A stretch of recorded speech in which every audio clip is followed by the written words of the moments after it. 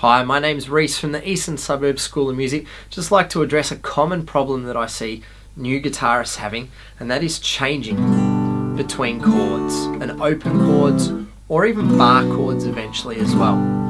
The main cause of students not being able to change between one chord to another is that they actually aren't moving their wrist.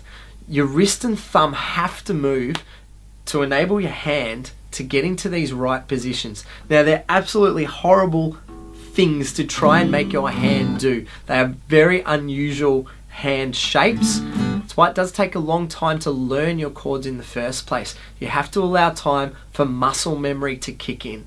And with a muscle memory activity, nothing but time is needed. So do persist with your chords in just learning the shapes first of all. But when it comes time to change from one chord to another, there's three things that usually happens. One, you might just need to move your fingers, or mostly move your fingers.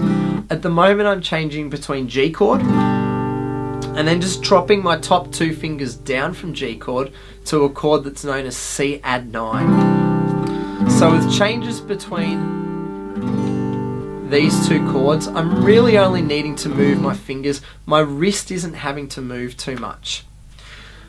Some chords you will only mostly need to move your wrist, such as going A minor chord to E chord.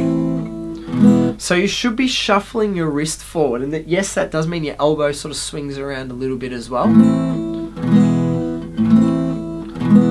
But make sure your wrist is moving, which means your thumb will just slide up and down or pivot around the fretboard.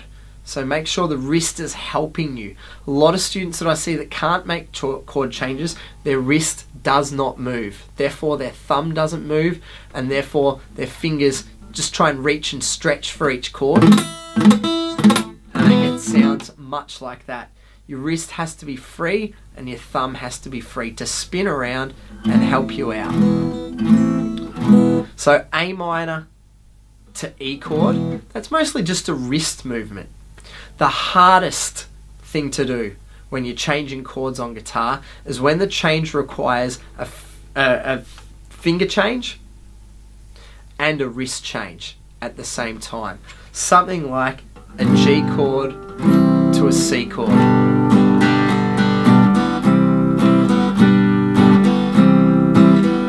Without my wrist helping my whole hand out, my fingers out, there's no way it's going to be easy to change from one to the other. So if you're struggling changing chords, make sure you check that your whole hand and wrist and even arm and elbow are helping out, that your hand's just not stiff and you're trying to just let your fingers do all the work. Because what will happen is, if your fingers are doing all the work, you'll probably get those flat, dead sounds.